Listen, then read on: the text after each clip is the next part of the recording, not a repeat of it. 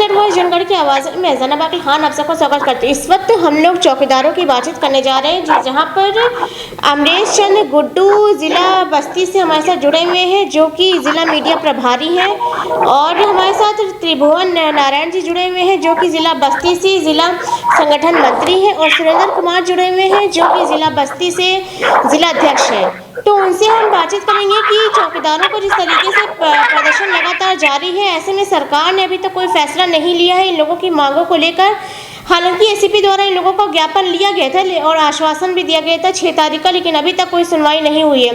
तो सीधा रुख कर लेते हैं सुरेंद्र कुमार की तरफ, उनसे सवाल जवाब कर लेते हैं। सुरेंद्र जी, क्या कहना चाहेंगे जिस तरीके से अभी तक आप लोगों की मांगों को सुना नहीं जा रहा सरकार की तरफ से, अब आगे की रणनीति क्या है आपकी? सबसे पहले आपके चैनल को प्रणाम करता हूँ कि जो आपके चैनल के माध्यम से हम गरीब चौकीदारों की आवाज सरकार तक पहुंचाया जाता है। देखिए, हम लोग माननीय मुख्यमंत्री से इतना गुहार लगाए मैडम जी, लेकिन हम लोग का जो है सुन नहीं रहे हैं। एक पैसा नहीं बढ़ाए हुए हैं। हम लोग इतना परेशान है कि देखिए, हम लोग के 24 घंटा गांव में ड्यूटी करना पड़ता है, और इतना जिम्मेदारी हम लोग के पास है तमाम तरह चुनाव में, और रात में गश्त, तमाम तरह ड्यूटी हम लोग को थाने पर लगाया जाता है। लेकिन और 83 रुपया प्रतिदिन हम लोग का एक दिन का पड़ता है, जो कि महंगाई के हिसाब से कुछ नहीं है। और हम लोग का तो ना तो दवाई हो पा रहा, ना साग सब्जी, मतलब 2500 में कुछ चलने वाला नहीं है। और हम लोग इतना परेशान है। हम लोग देखिए, देश आजाद हो गया लेकिन चौकीदार आज भी गुलाम बना हुआ है। हम चौकीदार सभी इतना परेशान है कि चौकीदारों की दशा एक बद्दू मजदूर जैसी है, दुर्दशा झेल रहे हैं। हम ग्रामीण चौकीदार मात्र 83 रुपये प्रतिदिन की मजदूरी पर कार्य करने के मजबूर हैं, जो इस महंगाई के जमाने में मैडम जी कुछ है नहीं जी। लेकिन सरकार खाली आश्वासन मिलता है और सरकार हम लोग का कुछ सुन नहीं रही है। जी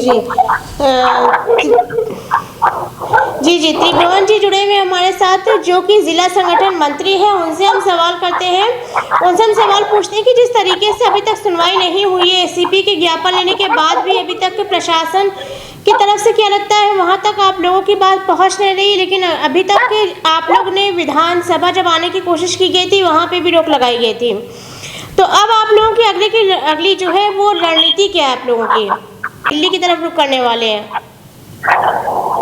जी, सबसे पहले मैं आपके और आपके चैनल को धन्यवाद देना चाहता हूं कि हम लोगों के जो है आवाज, गरीब ग्राम प्रभारी की आवाज सरकार तक पहुंचाने के लिए आपको धन्यवाद देता हूं। हम लोग कई महीनों से, कई सालों से जो है लखनऊ इको गार्डन में धरना प्रदर्शन करते चले आए। मुख्यमंत्री, उप मुख्यमंत्री और जो है परिवहन मंत्री के पास जाकर हम लोगों ने ज्ञापन दिया। वहां पर केवल आश्वासन ही मिला, हुआ कुछ नहीं। आज तक सरकार हम लोगों का जो है कुछ सुन नहीं रही है। इस महंगाई में 2500 रुपये में हम लोगों के लिए जो है ऊँट के मुंह में जीरा है सर। हम लोग इतनी महंगाई में, इतने 2500 रुपये में बच्चे की पढ़ाई कराएं, दवाई करवाएं, या जो है खाने की व्यवस्था बनावें। सर, ये हम लोग चाहते हैं कि जो है सरकार जो है चुनाव से पहले हम लोगों का वेतन बढ़ा दे, और जो है हम लोगों को राज्य कर्मचारी का जो है दर्जा दे दें, और जो है जो मृत आश्रित हैं उनके वारिसों को जो है नियुक्त कर दिए जाए, वारिसानों को, और जो है जो निलंबित किए गए हैं उनको जो है सर बहाल किया जाए। ये हम सरकार से कहना चाहते हैं। अगर सरकार नहीं करेगी तो हम लोग ये लखनऊ क्या दिल्ली तक जाने को तैयार रहेंगे। जी अमरेश चंद गुड्डू जी हमारे साथ जुड़े हुए हैं, सीधा उनकी तरफ रुख कर लेते हैं। उनसे सवाल पूछना चाहते हैं कि आप वहां से मीडिया प्रभारी जिला बस्ती से हैं, तो आपका क्या कहना है, लोगों का संघर्ष जो है वो कब से जारी है और कितने लंबे समय तक ये लोग जो है सरकार से मांगों को लेकर प्रदर्शन कर रहे हैं? जी मैम, आपके चैनल को सादर जय भीम। और हमारा कहना यह है कि हमारा जो ग्राम प्रहरी विभाग है आज से नहीं है, ये राजतंत्र से है, अंग्रेज के जमाने से पहले से है। लेकिन हमारे विभाग के बारे में सरकार आज तक कुछ सोच नहीं रही है। 2500 में कैसे हम लोगों को गुजारा चलता है। बाल भी बच्चे हैं, उनका दवा है, पढ़ाई लिखाई है, ये सब खर्चा नहीं चल रहा है। और रही दूसरी बात, बजुआ मजदूर की तरह है, हम लोगों को शोषण भी किया जाता है। किस तरीके के जो आप बोल रहे हैं कि शोषण किया जाता है, तो किस तरीके का शोषण मतलब आप लोगों को फेस करना पड़ रहा है? किस तरीके की चीजें आप लोगों के सामने आ रही हैं? अब बजुआ मजदूर की तरह करवाते हैं काम। जी, मतलब थोड़ा समझाएंगे अमरीश जी, थोड़ा समझाएंगे इस चीज को। अब बजुआ मजदूर की तरह से काम करवाते हैं, सर सफाई हुआ या थाने से कोई कार्य हो रहा है, जैसे मान लीजिए कोई काम हो रहा है कि कोई आवास बन रहा है, उसमें भी लगा देते हैं बजुआ मजदूर की तरह। और कहीं जैसे कप्तान किया हुआ, IPDIG किया हुआ, वहाँ भी दे देते हैं। जी जी, गेहूं काटना हुआ और सब हुआ, ये सब पहले हम लोग की बेगारी खत्म करवाइए अपने चैनल के माध्यम से। तो ये क्या मतलब गेहूं काटने वाले ये सारे काम करवाया जाता है क्या आप लोगों से? बिल्कुल करवाया जाता है, बहुत लोगों को करवाया जाता है। देखिए, हुआ, धान हुआ, सरसों हुआ, ये सब करवाते हैं। और एकदम से अच्छा, तो इसके मतलब इसके रिटर्न में आप लोगों को कुछ कमीशन वमीशन देते हैं क्या?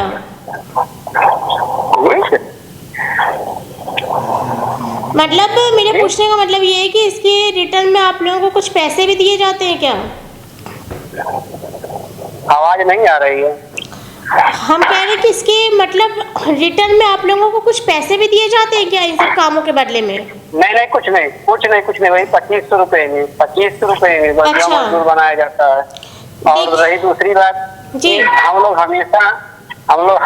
हमेशा चूल्ही पे चढ़े रहते हैं। चूल्ही पे चढ़ने का मतलब है कि 24 घंटा अलर्ट रहना पड़ता है, कब कहाँ से फोन आ जाए, कब क्या हो जाए, कब मीटिंग किया जाए, मीटिंग के नाम पे कब बेगारी करवाया जाए, ये सब पहले देखना रहता है कि हम लोग कहीं बाहर भी नहीं जा सकते या कहीं मजदूरी भी नहीं कर सकते। 2500 में कैसे गुजारा चलेगा? मान लीजिए एक लेबर होता है तो भी 350-400 रुपया कमा रहा है, हम लोग उस लायक भी नहीं है। जी जी, देखिए अमरीश चंद गुड्डू जी ने जो सारी बातें इस वक्त बतलाई हैं, उससे एक बड़ा सवाल खड़ा होता है कि जहाँ पर सरकार की तरफ से एक बार कहा गया था कि मोदी जी ने कहा था कि मैं भी चौकीदार हूँ, आपको ने बताया था चैनल पे और दिखलाया भी था, तो किस तरीके से कहा गया था और इतनी बड़ी बड़ी बातें सरकार की तरफ से जो दावे किए जाते हैं, वहाँ पर आपको इनकी जुबानी बतला रहे हैं कि लोगों को किस तरीके से शोषण किया जा रहा है वहाँ पर, कि कौन से काम वहाँ पर लिए जा रहे हैं। महज 2500 रुपये उन लोगों को सैलरी मिलती है और जिस तरीके से देखा जाए तो महंगाई अपनी चरम सीमा पे है। सरकार से, प्रशासन से गुहार लगा के थक गए हैं। ब्रिजेश पाठक के ऑफिस में भी गए थे इन लोगों ने, वहाँ पर भी अपनी जो मांगे हैं उनको लेकर गए थे। केशव मोहन प्रसाद जी के वहाँ गए थे, लेकिन अभी तक कोई सुनवाई नहीं हुई है। जनता दरबार से कितनी बार लौटे, सुरेंद्र कुमार की तरफ रुख कर लेते हैं। सुरेंद्र कुमार जी जुड़े हुए हमारे साथ, ये बताइए कि जनता दरबार में अब तक कितनी बार आप लोग जा चुके हैं? मैडम जी 3-4 बार जा चुके हैं।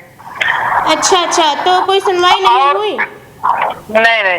और मैडम जी, ये जो हम लोग का जो शोषण किया जाता है थाने पे, हम लोग माननीय यहाँ DM साहब के यहाँ और SP साहब के कई बार ज्ञापन भी दे चुके हैं, लेकिन शोषण कम नहीं हो रहा है। हम लोग को जैसे तमाम तरह काम कराया जाता है, तो हम लोग भी तैयार है, लेकिन हम लोग का कहने का मतलब है सफाई कर्मी की तरह जैसे काम कराया जाता है तो सफाई कर्मी की तरह वेतन भी होना चाहिए, लेकिन वेतन तो कुछ नहीं है। ले तमाम तरह से काम कराते हैं और रात में भी रोकते हैं। और उसके बाद जी बोलिए पहले जी, जैसे कहने मतलब हमारी ये है कि हम लोगों का कर्तव्य सूचना आदान प्रदान करना। जी, हम लोग पुलिस विभाग की तीसरी आंख हैं, लेकिन हम लोग को सफाई कर्मी से ज्यादा शोषण किया। जैसे सफाई कर्मी नाम है, हम लोगों का ग्राम प्रहरी नाम है। सूचना देना, आदान प्रदान पुलिस विभाग जी के जी बिल्कुल आम अंग होते हैं। बिल्कुल। देखिए वो डिपार्टमेंट ही दूसरा है और ये डिपार्टमेंट ही दूसरा है, उन लोगों की ड्यूटी दूसरी है। हम लोग को अपने कर्तव्य से बहकाया जाता है कि आप लोग का कर्तव्य ये नहीं है, लेकिन पुलिस रेगुलेशन में हम लोग का कर्तव्य जो पुलिस विभाग के समकक्ष होता है। ग्राम सभा में जो सूचना आदान प्रदान, मृत्यु जन्म प्रमाण पत्र ये सब होता है, लेकिन हम लोग इससे भटकाया गया है। और मैडम जी हम लोग का हमेशा जान लीजिए जान के खतरा रहता है, हमेशा खतरा रहता है। गांव में लोग देख के जलते हैं कि पुलिस का आदमी है, एक मुखबिरी करता है, सूचना देता है। जान लीजिए हम लोग का हमेशा जान के खतरा बना रहता है, लेकिन इस पे सरकार हम लोग के विचार करके नहीं कुछ। हम लोग के ना तो बीमा हम लोग का है, अगर कोई घटना हमारे भाई या किसी ग्राम प्रहरी की घटना हो जा रहा है या कहीं कोई घटना आकस्मिक हो जा रहा है तो उसमें सरकार कोई बीमा भी नहीं देता है, उससे कोई मतलब नहीं है। आप बताइए हम लोग कैसे 2500 में अपन बाल बच्चे पाले, पढ़ाई लिखाई, तुम्हारा इतना बड़ा रिस्क, कहीं बाहर भी नहीं जा सकते। अगर जाते हैं बाहर अगर जाते हैं तो कहते हैं तुमको बर्खास्त कर देंगे। तो बताइए सर 2500 में क्या करें हम लोग? बिल्कुल। देखिए जो हमारे जो देश में, हमारे समाज में जो एक वर्ग है, जो गरीब वर्ग है चौकीदारों का, वो लगातार अपनी ड्यूटी अपनी ईमानदारी के साथ करते हैं। लेकिन आज हमारे देश को आज़ाद हुए 70 साल से ऊपर हो चुके हैं, लेकिन कहीं ना कहीं देखा जाए तो कितने पीछे है देश। अगर ये सब चीज़ें सामने आए कि एक तरफ इन लोग लगभग इतने लंबे समय से प्रदर्शन कर रहे हैं, सरकार से गुहार लगा ले, लेकिन अभी तक कोई सुनवाई नहीं हुई है। जब इन लोग यहाँ पे आके लखनऊ की सरजमी पर आए थे और इन लोगों ने प्रदर्शन किया था, तब यहाँ के एसीपी ने उसके मामले का संज्ञान लिया था, जिसके बाद कहा गया था 6 तारीख का वादा किया गया था कि तब तक इन लोगों की मांगें सुनी जाएंगी। लेकिन तो उसके बाद 2 से 3 महीने लगभग गुजर चुके हैं, लेकिन अभी तक कोई सुनवाई नहीं हुई है। और ये जो वर्ग को छोड़कर सरकार आगे बढ़ना चाह रही है ना, तो मैं कहना चाहती हूँ कि देखिए सरकार जितने भी विकास के दावे कर ले, लेकिन जब हम ज़मीनी हकीकत की तरफ जाते हैं तो इन लोगों की ज़ुबानी ही आप लोगों को बता रहे हैं कि समाज की आज कितनी हकीकत क्या है, लोग किस हाल में जी रहे हैं। ज़रा उसको भी देखिए, उसको भी समझने की कोशिश करिए। जहां आपकी सत्ता में महंगाई बढ़ती जा रही है, वहां पर 2500 रुपये में गुजारा नहीं हो सकता है। और त्रिभुवन जी जुड़े हुए हैं जिनसे हम पूछेंगे कि वहाँ पर अब आप लोग जिस तरीके से लगातार साथ में संघर्ष कर रहे हैं, तो अब लखनऊ की सरजमी पे आने का इरादा है कि वहीं से आप लोग सरकार से गुहार लगाएंगे? चाहते हैं आपके चैनल के माध्यम से सरकार तक आवाज पहुंचाना चाहते हैं कि हम लोगों की जो है समस्या का जो है आवाज सरकार तक पहुंचे, हमारी समस्या का समाधान हो। और अब देखेंगे सरकार नहीं करेगी तो हम लोग फिर अगला प्रोग्राम बनाएंगे। जी जी। और हम लोगों के जो है थाने पर नाली सफाई करना बहुत बहुत निंदनीय है त्रिभुवन जी, बहुत ही निंदनीय है ये सारी चीजें जो आप लोगों ने बतलाई है चैनल पर, और आप लोगों ने जो आज रखी है ये सारी बातें चैनल पे, बहुत ही इंतहाई निंदनीय है। और सबसे बड़ी बात ये है कि अगर डीएम एसडीएम तक भी कंप्लेंट जा रही है, उसके बाद भी कोई सुनवाई नहीं हो रही, तो इससे बड़ा दुर्भाग्य हमारे समाज के लिए कोई नहीं है कि जहाँ पर अधिकारियों की जिम्मेदारी होती है कि वो देखें कहाँ पर किस वर्ग का शोषण हो रहा है हमारे समाज में, उसको हम बंद करें। लेकिन अगर अपने अधिकारी भी अपनी जिम्मेदारी से ऐसे पल्ला झाड़ लेंगे तो हमारे समाज के लिए बहुत निंदनीय बात होती है। देखिए, और आखिरी सवाल जी क्या कह रहे हैं? लेकिन बस इस अधिकारी के पास हम लोग ज्ञापन या एप्लीकेशन देते हैं, वो स्वयं उसी के यहाँ हम लोग जाते हैं, मतलब इस तरह सीएम के यहाँ हुआ, कप्तान के यहाँ हुआ, जब उन्हीं के यहाँ हम लोग करते हैं क्या वो देते हैं, उनको एप्लीकेशन देने के बाद भी कौन हमको पूरा करके भेज दिया जाता है। बिल्कुल, देखिए समझ रहे हैं एक टोकरी में रखी जाती है। देखिए इन लोगों का गुस्सा और इन लोगों का आक्रोश जो है वो जायज है, क्योंकि डिपार्टमेंट्स जो है वो डिवाइडेड है, अलग अलग सफाई कर्मी के डिपार्टमेंट्स, कूड़ा उठाने वालों के डिपार्टमेंट्स है, और जो ये ग्राम पालन के डिपार्टमेंट्स जो है वो नौकरियों में अलग अलग बांटे गए। तो बेहतर तो ये है कि जिसकी जो जिम्मेदारियां हैं उनको उन्हीं के तरीके से ट्रीट किया जाए, ना कि अपने आप को सत्ता में समझ के हम कुर्सी पे बैठ के अगर इन गरीबों का शोषण करेंगे तो कहीं ना कहीं हमारे समाज का विकास जो है बहुत पीछे छूट जाएगा। आखिरी सवाल सुरेंद्र कुमार से करना चाहते हैं जो कि जिला अध्यक्ष है। सुरेंद्र कुमार जी, जितनी उम्मीदों से आप लोगों ने सरकार को जिताया था 2024 के चुनाव पे, अगर इसी तरीके से योगी जी आप लोगों को जो है जिस तरीके से सरकार आज नजरअंदाज कर रही है, और बहुत ही निंदनीय है कि आके लखनऊ की सरजमी से चले जा रहे हैं जहाँ पर मुख्यमंत्री का आवास है, गुहार लगा कर चले जा रहे हैं। 2024 के चुनाव पे क्या लगता है इसका कुछ असर पड़ेगा? देखिए मैडम जी, हमारे चौकीदार भाई सब जान चुके हैं जी। अब हम लोग जो चुनाव आएगा तो हम लोग उसका आप लोग डिटेल करके क्या करना है जी। तो कुछ करेंगे नहीं। जी जी बिल्कुल। और एक आप मैडम जी है कि हम लोग का थाने लेवल पुलिस हुआ है जो हाजिरी हम लोग का है, लेकिन कहीं क्या हाजिरी कराते हैं, कहीं नहीं कराते हैं, और खाली सूचना हम लोग काम लेके रात भी रोकते हैं। ठीक, हम लोग सब तक करने तैयार, लेकिन कम से कम माननीय मुख्यमंत्री को विचार करके हम लोग का बेहतर अच्छा करते हैं, हम लोग हमेशा ड्यूटी करने तैयार हैं।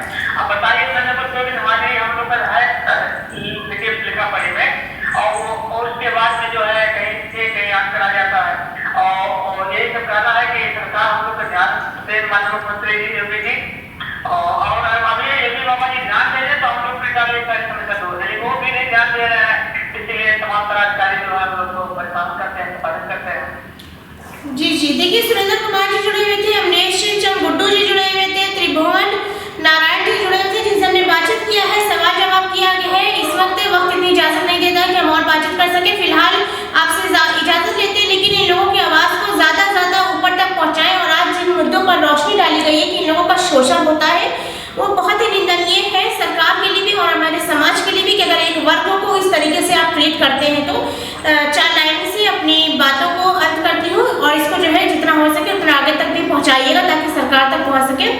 गुरबत की उड़ाओ न हंसी ऐश परस्तो, गुरबत की उड़ाओ न हंसी ऐश परस्तो, हर के कहा अशकों में जो ढल जाए तो क्या हो।